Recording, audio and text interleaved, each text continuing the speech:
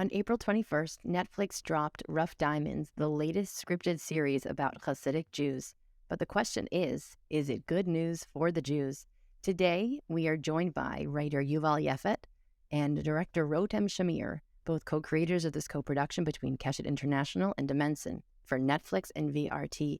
You know Yuval and Rotem's work from Fauda, and we'll join them today to have a conversation of what does authentic Jewish depictions look like and what tropes are too dangerous for the Jewish people.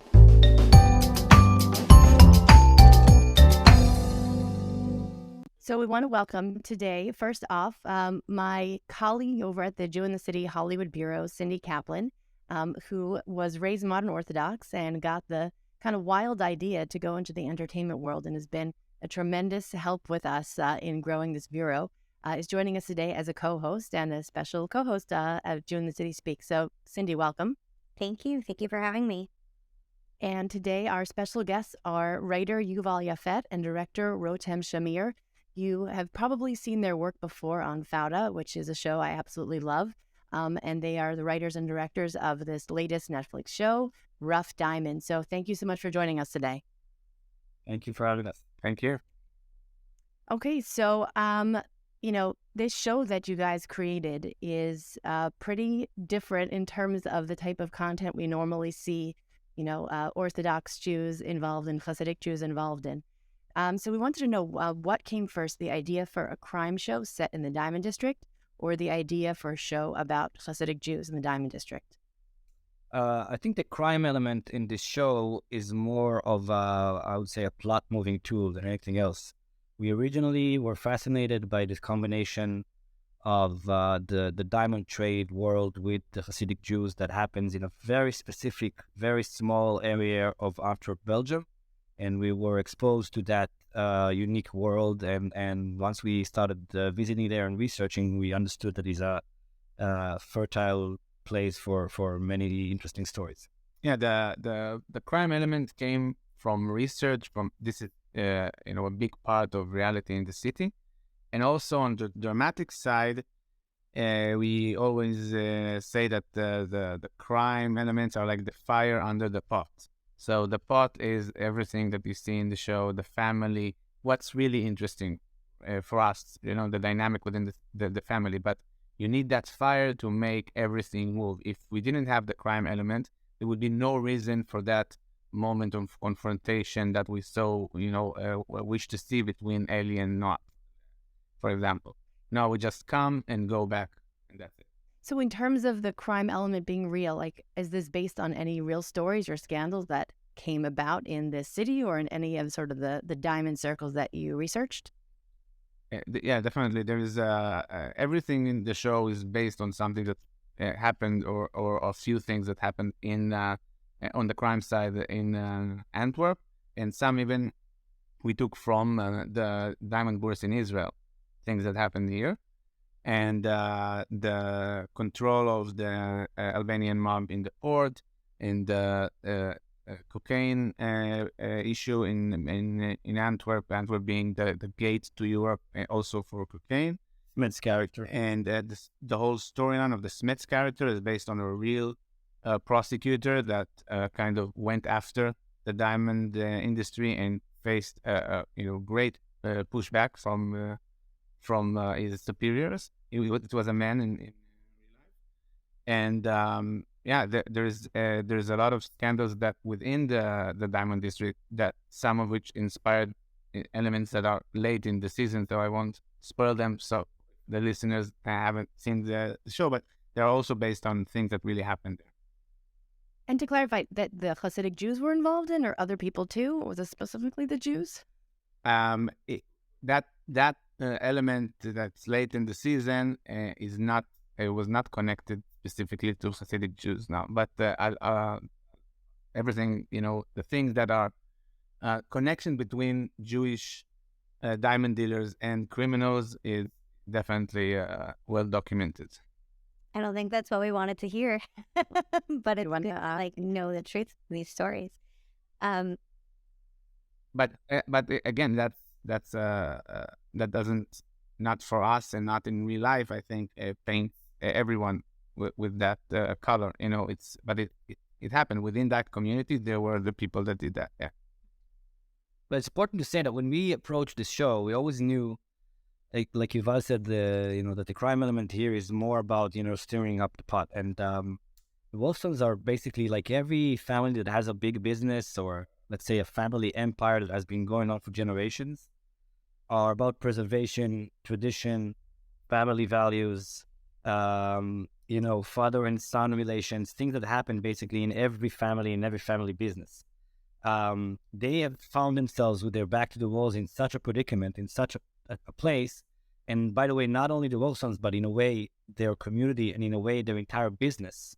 Because the diamond business in the last 25 years have been to so many changes. The Indians coming over to Antwerp has taken a lot of the labor out of Antwerp and into the east. There's a lot of more regulation now in the business. Synthetic diamonds has taken a lot of the business. So basically, the diamond industry has been shaken down to its core. And the Jews in Antwerp has been dealing with diamonds for 400 years. So we're not talking about, just a business that has been going on for a couple of decades or something. We're talking about the fundamental economical base of an entire community being shaken to its core. And obviously, when things like that happen, it creates a lot of drama, because families lose their bread and butter, and they have to reinvent themselves professionally and financially. So, yes, these elements of crime did exist, and yes, these elements of crime do exist in the show, but that's not what the show is about for us.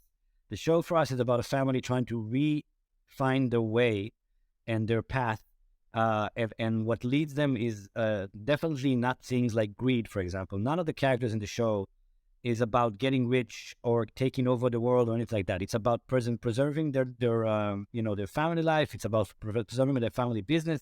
It's about tradition and generations and stuff like that. Yeah, it's the legacy. That's why Yona Elian's character, Sarah says, it's not about money. It's in our blood. In our blood, that means that it's generations in the family, and that's why it's important to preserve it. There's not one character in the show, at least not one Jewish character in the show, that is motivated by greed. Yeah, I think that comes across very clearly. And one of the things that's sort of interesting to me is that, like, this is the first time we've seen those characters as Jewish. Like, we have shows like Power, we have shows like Breaking Bad, where the motivation is not really ever greed or anything underlying, that no one wants to be criminal, but there's these family tensions, there's these medical tensions, there's all of this other stuff, and crime happens. And I feel like that's very similar to what happened, with this family and in this show. And so it, on the one hand, you see this and you're like, great, finally Jews get to be those characters, and especially in an industry where Jews are very present. But then on the other hand, there are like very real dangers to real life Jews. Specifically, people who are visibly Orthodox tend to be more targeted. And when you think like from a perspective of someone who might be getting messaging of, Jews are criminal, Jews are thieving, Jews like power, Jews like money, and then they see this and it sort of confirms that maybe they missed the point. So I'm curious, like, is this something you considered when making the show? How do you feel about walking this line of? Well, of course, this is something we considered, and of course, we did not take this lightly at all. And this is something that we have been taking throughout the writing process and also through the shooting process. And I have, we found ourselves, I personally have sat through Shabbat dinners with people that had nothing to do with the show, just in order for this community to understand that, if I'm going to try and tell their story, I'm not going to do it, without getting some of their consent and understanding of what this show is really about. I personally, and obviously this could be my opinion, people can, not agree with that, think that it's worth not telling these stories at all than actually telling them and thinking maybe I'm taking a risk that people will misunderstand them. And I'll tell you why. Because I think eventually, when people know nothing about you, they assume the worst. People in Antwerp have been living around the Jewish community for many, many years, and they know nothing about them. It's almost for them like a zoo. They look to this other side. They live across the road from them. I've experienced this again and again, even with the crew in the show. They live across the road from them, and they know nothing about their tradition, about their family. They just look like these foreign things that have their own little world and also keep a lot of their money to themselves because they deal with the business money, with a money business oriented like Diamonds. Now, when you see a show like Diamonds, hopefully, you understand that they are like everybody else. They have, like everybody else, fears, motivations, passion, that motivates them. And the most important thing is that emotionally, you become attached to them. And if you become attached emotionally to a character, then by the end of the show, you love this character no matter what the orders are. So, in my opinion, we eventually did more for, explaining, the Jewish community in Antwerp than by just saying, let's not even touch the subject because it's a delicate subject. I think that's a little bit like putting your head in the sand. I think also we've been getting a lot of great feedback from people from the community and from Antwerp that that they're really happy with the representation in the show. But I think that in general, going back to your question, when you see someone in the street that after you saw the show, now you might think, oh, it's like Adina, that woman I love from the show, and then there is some warmth to the maybe there will be an exchange or something. There were warmth at the beginning. And I don't think it will confirm, saying, oh, you are the thieves from the show, because you're already not thinking of them in those terms, but in the terms of, the characters that you've been to, you've been with them in kind moments, in family moments. So I think, I was going to say, the characters definitely are humanized, and, you do get invested in them, which I love because usually Hasidic characters are very flat. They don't smile. You're not really ever kind of brought into their home and into their joy and struggles. And I think Shtisel did, a lot of that. That was kind of groundbreaking like that. And I think this show in, many positive ways captures some of that, humanity and the layers of emotions. I guess, as Cindy and I are trying to create a standard in the industry about, tropes we're tired of, what we want to see more of.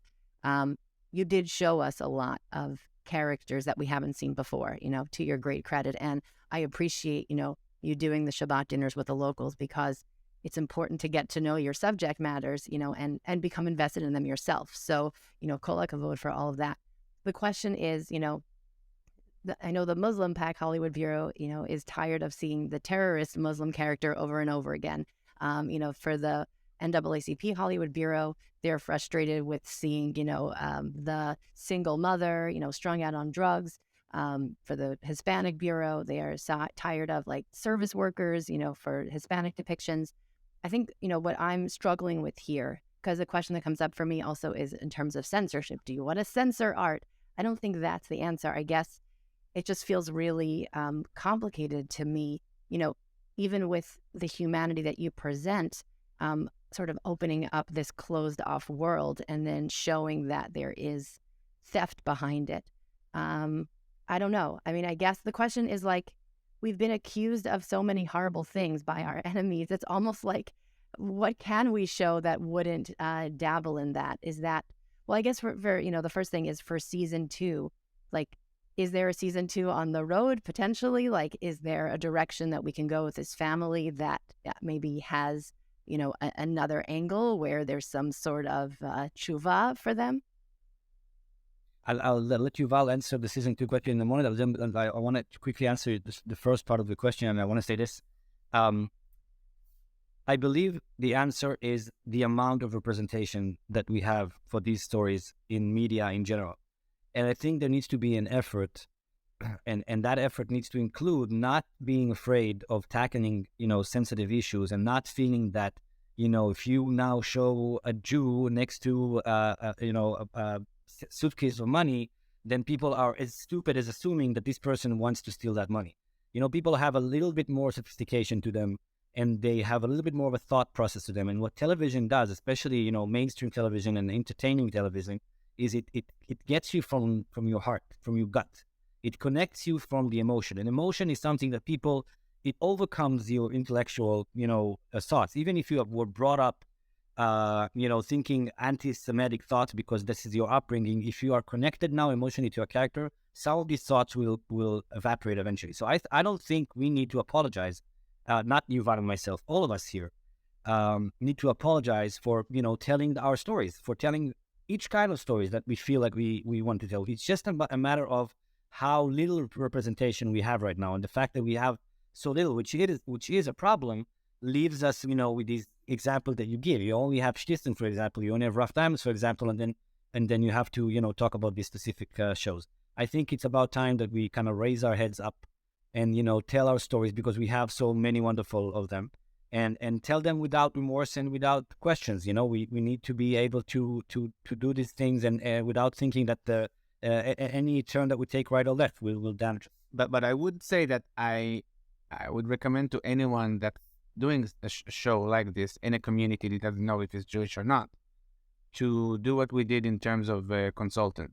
You have to have a lot of consultants, not even one person, because then you have a very specific point of view. And we had male consultants and female consultants and from the community. And you need people from the script stage, during the shooting, prepping the actors, then looking at the cuts. You need people telling you not only when you're making a mistake, but also what would be the right direction here. In the script stage, I would speak to a consultant and say, I want, in terms of the character arc, to go to that direction. And he would say, Rosh Hashanah is close to this and this can work. And then you have to, when you look for a location for a conversation, so my consultant would say, there's the kind of like a traffic jam in the mikveh in Rosh Hashanah.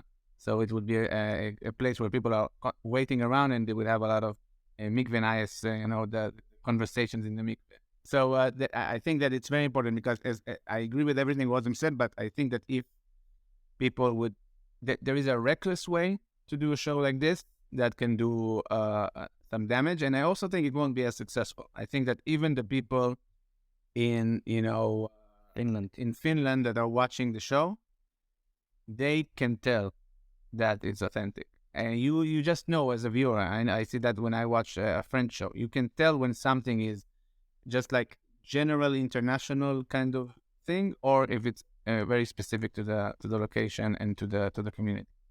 Now I'll answer that season 2 question.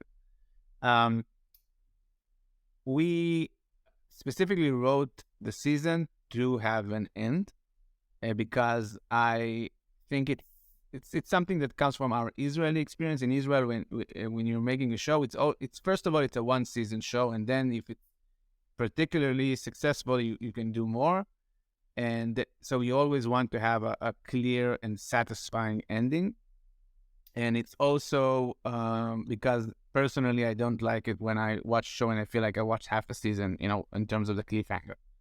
But we also creatively would love to explore this world more, but it's not in our hands to decide if that happens or not. But if Netflix decide that they want another season, there's a lot to be exploring in that world. And on your questions, definitely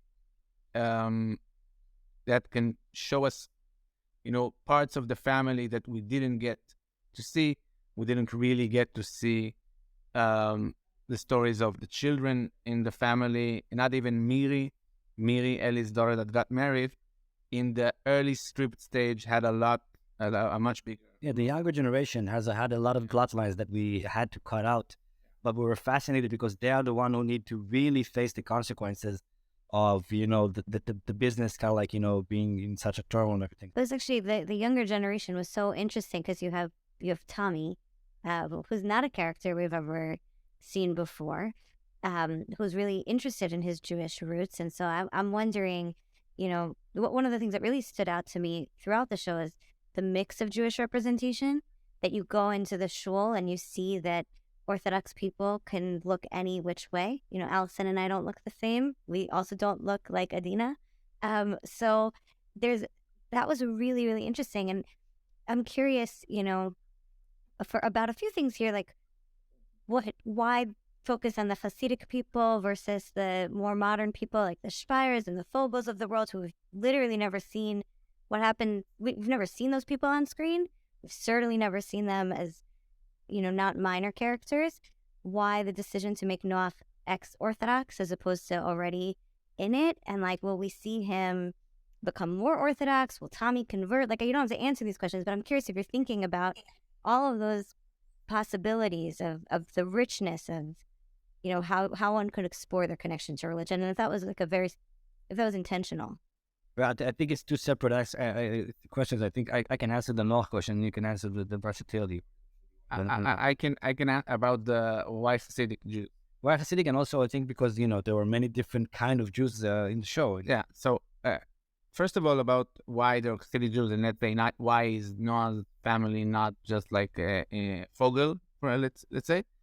I think that drama is in drama you have to be you're going for clarity and you're going for distinction, and I think it's a much clearer story for the audience, even if the audience is Jewish, to see the difference between the way the stark difference between the way of life of Noah and his family if they're Hasidic, and not just like Noah with a kippah, in terms of how it looks from the outside.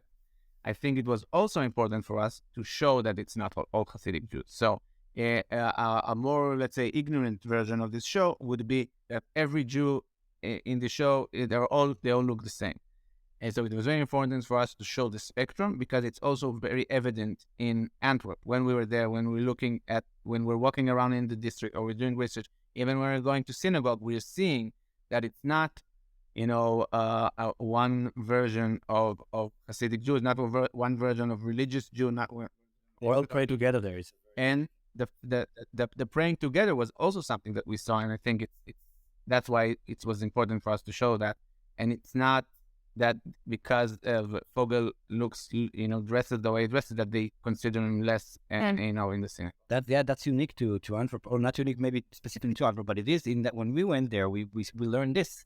That they all mixed together in a very cool way, we thought. So it was important for us. Not only that, in the language issue that we did, everybody there speaks 5 or 6 languages, and they mix between them mid-conversation, and they throw little French or Yiddish words inside their Flemish sentences, and we really tried to recreate that in the show, because it's just so specific to that little community that it was like, for us to try and get that on camera was really important.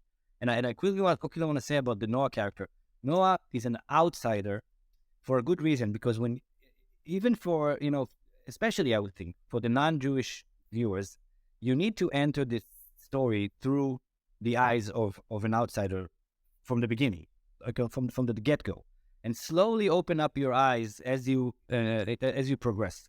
And that's why Noah for us was a person that, he is one of them, but he isn't. He was, one of them, but now he needs to re-understand who he is and relearn himself and everything. And as his father tells him, he's a person who kind of got lost in the way.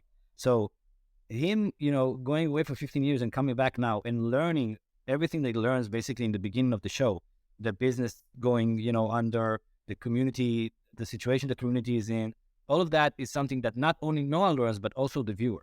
So it's not only in the fact that he's, not practicing his religion, but also by casting Kevin, who doesn't look like classical Jewish in the sense, he's a little bit blonde and stuff like that. We really wanted him to be this regular guy that, comes into the show. And for a moment there, you don't see the connection between him and his family. And you slowly dissolve that disconnection as he starts to mumble the words of the Kaddish by the end of episode 1 and slowly starts to regain his religion. And Tommy, his kid, who represents basically naivety in that sense, he doesn't understand, his father's resentment to his Judaism. For him, everything is fascinating. For him, a yarmulke is the best thing that can happen. He finds family all of a sudden.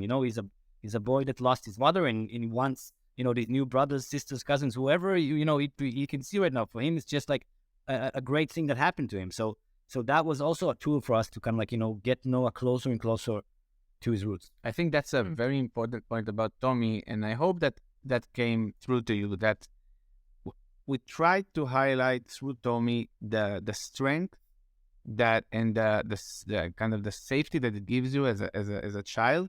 The fact that this family and this community is the way it is. There is this moment where he's brought to the house and they ask him, "Are you sure there's someone here?" And he says, "There's always someone here." And that's the thing that he was craving his entire life. And in that house, there's always someone there. And the door is opened by Gila. Doesn't even live there, but that doesn't matter in this family. right? And she would be there, and it's totally normal for her to be there. So there is something that through him you understand that there is this, the thing that for Noah was suffocating and he had to break through, is actually very comforting, and you can also feel very safe in that. So it's not one thing that the fact that the family is the way it is. And it was also important for us to see that to show that the acceptance of the fact that Tommy is not even Jewish, by law of Judaism, and he's accepted in this family immediately. So Ezra, the grandfather, does have a moment of weakness in that, or it takes him a couple of moments. But the women of the family immediately accept him for their own family. They just immediately want him to be a part of this tribe, because for them the fact that he is the son of Noah means that he is their the grandson of Sarah. So for them, that's just the way it is. It has nothing to do with Judaism. Yeah, so it was important for us to show that this is, unacceptable for Ezra in the beginning. He had to say that, and that's also something that our consultant said, and he has to, object that, to say on that Goyish grandson. But we also had this thing that we didn't put in the season eventually, and maybe it will be part of season 2 if we have one, about converting Tommy. It was we had a scene where they talk about with Noah, and Adina asks him about that, and that really pisses him off. Eventually it wasn't right. We didn't need it. No, it was a part of Noah's kind of like voice by saying, but why are you being so pushy? You can't immediately just take this boy and make him like Jewish just because you feel like he's a part of the family. So it pushed him away. It was this like back and forth situation when Noah feels closer to them, but then he's like, oh, now I remember why I even left. So it was a part of that journey. I also have. There is this kind of like a familiar story of someone that living the religion, and then the religion is immediately is painted as bad, and all the character does is just escape more and more until it breaks free, let's say. And it was important and interesting for us to kind of do it the other way around. It's not like Noah is really doing the direction fully, but it is slowly going in that direction. If we mentioned the Kaddish at the end of episode 1, we know what happens at the end of episode 3 when he opens the book, for the first time, and no, I won't spoil it, but where it ends. So I think it's also something that's worth thinking of for the audience, that it can be well religion, and this type of religion can be also welcoming, and also can be a place that we're going back to, and not only breaking free from. As someone who is really sick of the ex-Orthodox story, I have to tell you, you kind of got me with this one a little bit, because it's always so tired, same tropes of breaking free, trying to get away. There was a little bit of that with like the tattoo of the wings, but he was a really complex character with, praying again. And especially, his son got to sort of show the audience, these are all the beautiful things that to see within this community. And we never get that view. And my personal background was being raised as kind of like Masorati and judging the, Dati community, the Haredi community. And so, the work that we've done in this organization is about showing the humanity and positivity. And, I think you really achieved that on so many different levels. And hearing you even explain that sense of stability and warmth that you aimed for, it certainly came through. Something that Cindy and I also noticed in terms of, just representation that we loved was the feminism behind some of the characters, the matriarch Sarah, Adina as well. They're outspoken. They stand up for themselves. Adina's a leader. Where did that character come from? I mean, those are the Orthodox women that I think Cindy and I know. We just basically took on Hollywood in the last year. But we never see that really. Usually the Orthodox woman is, kind of quiet and demure and, does as she's told. So were there any real life examples that gave you the sort of impetus for creating these characters? Do you want to quickly say about the wings? About the wings? No, I wanted to mention that there's awareness with the wing tattoo. He kind of jokes about it, that it's actually idiotic. So it's not like he is is really behind the. No, it's more than that, because in that point, Gila looks at those wings and she hopes that he will say they represent freedom. So he says that, and then for her it says, "Oh yeah, that's what I feel. I want to break out." But then he says, "But actually, I figured out I'm doing it because I wanted like to rebel and do something that is not allowed." And then it kind of takes out the air from her own kind of journey, So the wings was like almost like a double meaning, in that sense. It was like supposed to be that, but it's actually the exact other way around. I just want to quickly say, and that's not to say that's exactly what the character was based upon, but Adina is my aunt. And my aunt is called Adina, and my cousin, my uncle is called Noach, and they are my religious side of the family. So my aunt that I love very much, and she's a very kind, open-minded, religious woman that I've known all my life. She and her husband David, originally the Wolfsons were called the Wagners because David, his last name is Wagner. So I kind of wanted them to be, at least mentioned in name, because I really love the way that they practice religion.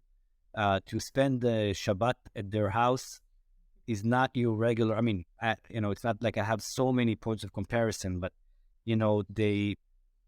all the kids come back. The kids are not grown with their partners, and there's this just very intense feeling of joy and family and warmth when you spend the Shabbat with them. And Adina is a very big part of that for me. So if I did have a little bit of a role model, it's her. Yeah, I think we started with Rotem's inspiration for that character. That he already he jotted it on the page, that character, and I think that what you're responding to with the way she's central and leading in the story it came from it was very important for us to have a character that is when you have someone like Noah and Eli on both sides, you want someone that can unite everyone and someone that can be the sensible one. And I think it fitted a character of a woman the best. I think that we felt like in this dynamic, she would be the one that's not, motivated by kind of ego, like these two that were fighting, as they were growing up. And it was important for us to show that there are women in this business that are, in this community that are, important and that are part of the leadership, let's say, despite the fact that it's in reality in very small numbers. I think that it's one of those cases where you want to highlight even the small number of cases, because it is important also for the for the viewer, for the audience to see something like that. But it was also important that Adina isn't just like a businesswoman, her business instincts and her ability to kind of like Yuval said, overcome these kind of like fights between her brothers is because she is first and foremost a family-oriented person. And her family is the most important thing for her, So there are these little moments that she has with Shmulik, her husband, that you can see that, she moves forward with the business part of her life because she understands the importance of that business for her family. And not because she's like motivated by becoming, a bigger business person and everything. And that's, I think, a female quality in the business world, to understand your position at all times and not kind of be distracted or motivated by, power, what do you call that, state, stamina, kind of like moving up in the world and stuff like that. Status. So I think that's a representation that we're looking for. A strong female character is not necessarily the character that can overrun, the male characters next to her, but it's actually a character that always remembers where she's coming from and what she really, wants out of this life.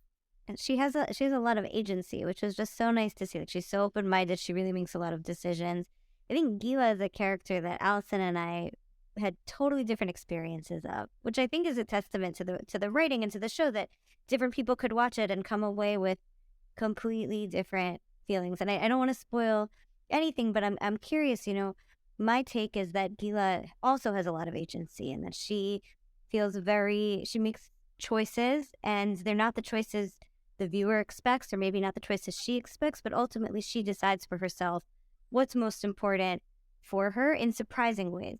And Allison's take, I don't want to put words in your mouth, but it's a little bit more like she is trapped, and she represents being trapped, and she wants to get out, and she has no agency because she's not able to have those wings of freedom. So is it intentionally vague? Is one of us right? Like, settle this debate for us. Is there money on the table for sure?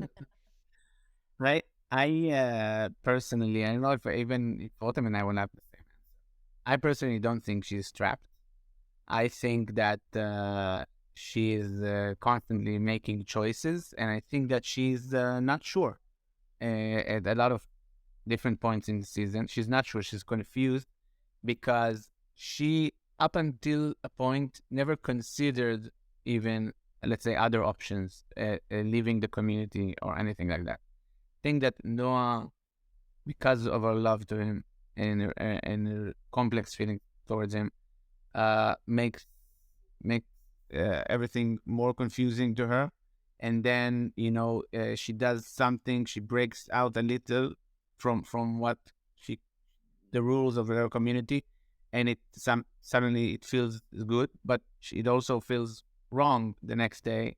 And then she has to make a choice, which maybe we won't spoil her decision, but she has to make a choice between staying in this community or not. And I think that both answers could have happened. I mean, she could have chosen differently, and I think that it's a very true to life character, in the sense that we're not all, either that trope of the trapped character that all she knows that this is all lies, and I want to break free and I'm in a prison, or the other way around. It's not like everyone is totally content with where they are. She is looking outside, and it's interesting, but is it really what she wants? I have to say that I really remember vividly a moment in the writing process that I think for us was kind of like the moment where I kind of think that we realized how independent of a thinker Gila really is when, again, not to spoil anything, but it's when she realizes something that Noah doesn't realize on his own. She sees she kind of sees and understands his psyche more than him. And then she explains it to him, right? And that moment for us was, I remember in the writing process, we had to kind of like go through that moment and everything. But by doing that, we kind of said that the control is in her hands in that sense. Because if she sees, him even better than himself, if she understands the situation even better than him, then she has the upper hand. It doesn't really matter what she decides after that. It means that she has insight, and that makes her... Which is that's a Jewish quality for women, that women have bina. So you followed kind of a traditional approach to that. There's really so many layers to this and a lot of thoughtfulness. And, I'm really grateful that this type of thought and care is going into, television making around Jewish characters.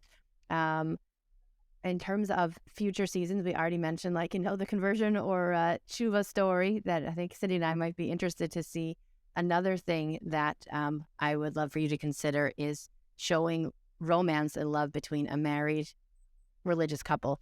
I think we see so little of that. We see, kind of the fear around arranged dating. And, I think people in general kind of look at religious Jews and think that they're so trapped. And I don't actually want to see immodesty on the screen, but there's a certain energy that couples have as they're counting down to their mikvah night to reconnect, that I think could be something so delicious to capture on screen, just sort of like, how many days left, or, just kind of a look or a door closing. I felt that was actually a moment of that in Fill the Void before a door closed that was so unusual. So just sort of some ideas for the future. I guess in terms of another closing point, I appreciate that you are hoping that the audience is intelligent, and hopefully some people are. I will just share with you that one of my good friends who saw Shtisel believed that a 16-year-old marriage is literally happening in these circles, and I had to explain to her that was just television. I met a woman a couple nights ago at a speaking engagement where a woman said to her, how does the hole in the sheet work when you're having sex? And she said, we don't do that. And she said, but I saw it on TV. Yes, you do. And the woman's like, no, we don't actually do that. So like, I hope people are smart, but maybe not everyone is as smart. And I guess just like the final message I want to give over to our listeners, just like, listen to this, notice this. The criminals in real life in the Jewish community inspired the crime story of this. Adina the aunt, who's warm and accepting and loving, inspired the positive character. And we all actually have agency about how we're going to represent Judaism and Torah to the world and to people telling our stories. So that's a little bit of a take home to you. Thank you so much for this conversation. It was really edifying for me, and to kind of get a sort of behind the scenes look into the process that you guys are involved in. And I feel really good to know that it was thoughtful and complex, and that you are concerned about the same things that we are. Thank you very much. Thank you for having me on the conversation. Thank you. Thank you so much. This was really wonderful. And you can catch us same time, same place next week. Bye-bye. Bye.